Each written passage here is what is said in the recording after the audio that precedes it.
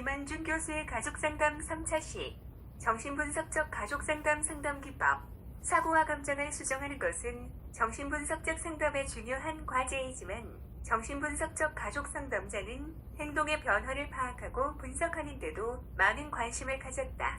그리고 정신분석적 상담은 주로 개인 또는 2인체계에 관한 것인데 비하여 정신분석적 가족상담은 보다 큰 관계체계도 다루어야 하므로 가족의 정신 내적인 부분만이 아니라 가족 구성원 간의 역동성도 고려한다.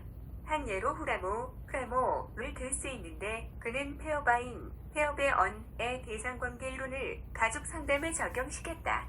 그는 치료 과정을 통하여 내담자가 환자에게 상당한 영향을 주고 있는 어머니나 다른 중요 인물의 기억이 내면화되어 있다는 사실을 의식할 수 있어야 한다고 생각하였다. 따라서 그는 가능한 많은 친척을 첨가시켜서 낮고 반복되는 관계의 양상을 파괴하려고 시도하였다.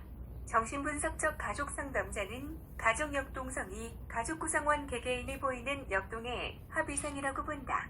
1. 상담자의 태도. 정신분석적 가족 상담은 분명히 고전적 정신분석보다는 적극적이지만 대부분의 가족 상담자들과 비교하면 상당히 비주시적인 기법을 사용하였다.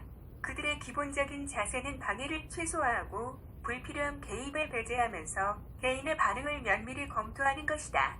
그들은 내면화된 대상의 어떤 부분은 의식적이고 쉽게 알 수 있으나 대부분의 무의식 속에 숨겨진 심성을 찾아내기 위해서는 비주시적인 상담 기법이 중요하다고 보았다. 정신분석적 접근에서는 내담자가 자유양상을 통해 무의식적인 것을 표면화하도록 하는 것이 가장 이상적이라고 생각한다. 정신분석적 가족상담자도 일반적으로 이와 같은 기본적 접근 방법을 따른다. 즉, 가족 구성원은 그들의 관심을 상담자의 방해나 지시 없이 자유롭게 이야기하게 된다. 이것은 다른 가족 상담자와 별로 다를 것이 없다고 생각될지 모르나 정신분석적 가족 상담자는 이와 같은 비주시적 기법의 강도가 더욱 강하다. 왜냐하면 그들은 가족이 사고나 감정을 자유롭게 표현하는 것에서부터 기본적인 관심에 대한 중요한 단서를 제공받을 수 있다고 믿었기 때문이다. 때로는 가족 구성원의 자유양상을 통하여 가족 상호작용의 유형이 드러나기도 한다. 상담자는 일반적으로 가족에게 지시하지 않는다. 대부분의 가족 상담자도 내담자에게 하는 조언을 최소화하려 하지 않는다. 대부분의 가족 상담자도 환자에게 하는 조언을 최소화하려 하지만 정신분석적 가족 상담자의 경우에는 지시나 충고를 극도로 제한하였으며 가족들의 생활을 거의 조정하지 않는다. 정신분석적 가족 상담은 비주시적인 관점을 유지하여 왔는데 상담자는 내담자가 언급한 것을 욕구, 방어, 자아 상태, 감정 전이의 파생물을 간주하여 이를 적극적으로 분석하는 데 중점을 둔다.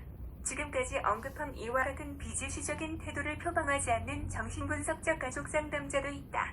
그 대표적인 인물은 바로 에커만이다. 그의 상담 기법은 성과 공격성이라는 감추어진 갈등을 표면화시키기 위해서 가족이 무장한 방어 체계 속으로 마구 파고 들어갔다. 그러나 그는 가족의 숨겨진 감정과 작업하기 위해서는 무엇보다 가족과 깊은 개인적 관여가 필요하다고 주장하였다. 그의 치료는 매우 개방적이고 개인적인 방법으로 가족과 만났다. 가족을 처음 만나는 순간부터 에커맘 자신은 가족에게 개방적이고 솔직하였다. 이러한 그의 태도는 가족 역시 개방적이고 솔직한 감정을 표현할 수 있도록 조장한다. 그는 기지에 넘치면서도 따뜻하고 카리스마적인 성격의 소유자로 개인이나 가족 생활의 사적인 영역까지 넘나들었다. 그는 가족의 숨겨진 비밀과 갈등을 완화시키기 위해서 가족이 그들 마음속에 있는 것을 말하도록 격려하였다. 2. 감정정화의 기법. 정신분석적 가족 상담은 처리되지 않은 가족의 비밀을 명확히 하는 데 중점을 둔다. 그것이 설령 분노나 슬픔이라 할지라도 감정을 털어내어 가족이나 개인의 내면에 묻어 숨긴 것을 정화시키는 것이 중요하다.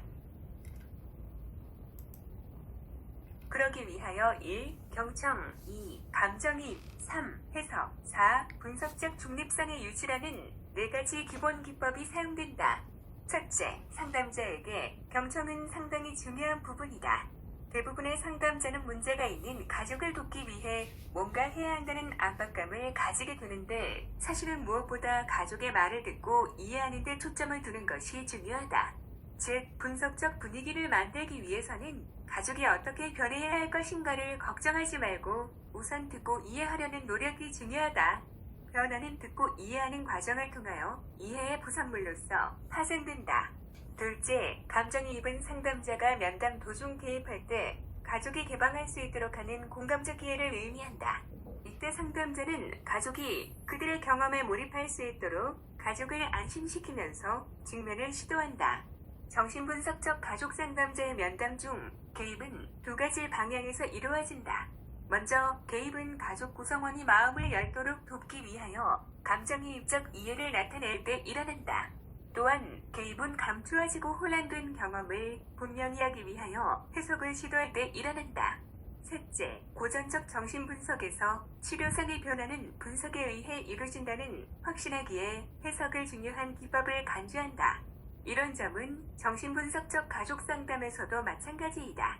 그러나 정신분석적 가족상담자는 다른 기법도 포함시키는 경향이 있다. 또한 정신분석적 가족상담자는 가족에 의해 드러난 것에 대한 해석을 제안할 뿐 아니라 그들이 하는 해석의 수도 제한하여 한 면담에서 2에서 3개가 전형적이다. 면담은 대부분 상담자가 가족 구성원에게 현재의 경험, 생각, 느낌 등을 이야기하도록 하는 것에서 시작된다. 두 번째 면담에서는 아무 말도 하지 않거나 오늘은 어디부터 시작할까요? 라고 물은 후 뒤로 기대어 앉아 가족으로 하여금 이야기를 하도록 유도한다. 정신분석적 가족 상담자는 부모와 어린 시절의 기억이 어떤 상호작용이 있는지에 특별한 관심을 둔다. 현재 가지고 있는 가족 갈등의 역사적 근원이 드러나면 가족 구성원이 과거를 재현하고 있는지의 여부와 어린 시절의 왜곡된 심상 등에 대한 해석이 내려진다. 그러한 해석은 실제 있었던 어린 시절의 기억과 상담자나 다른 가족 구성원에게 나타낸 감정 전이를 기초로 하여 이루어진다.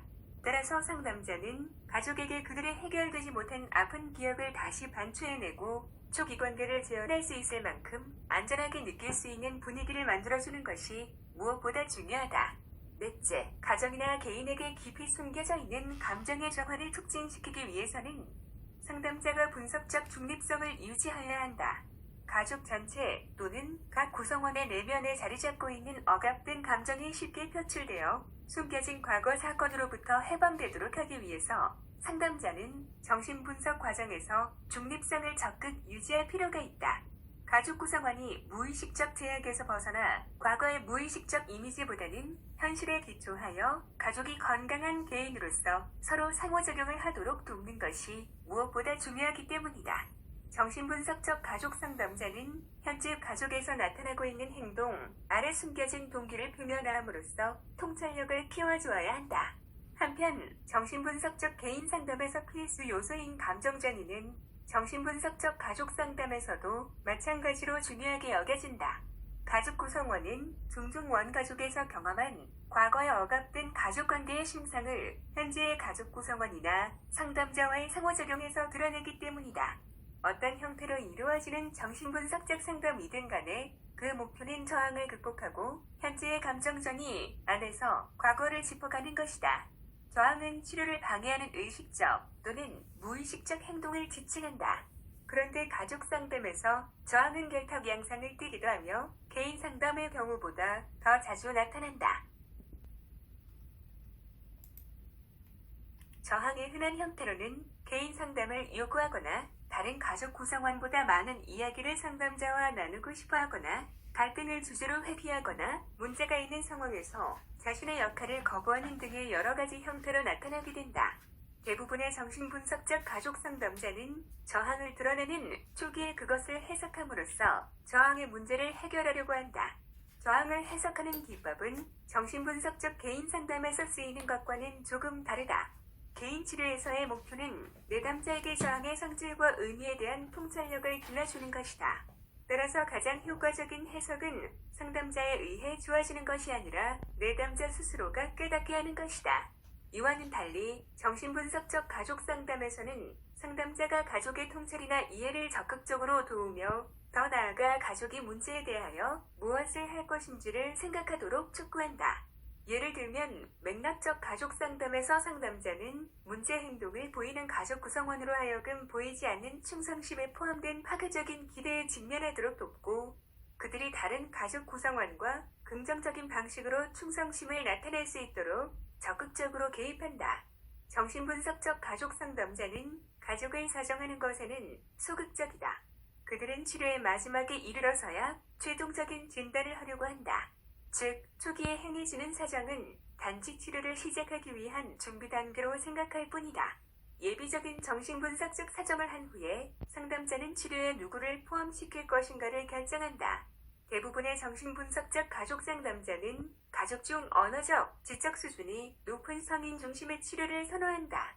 이상으로 김한종 교수의 가족상담 3차 시 정신분석적 가족상담 상담 기법을 모두 마치겠습니다.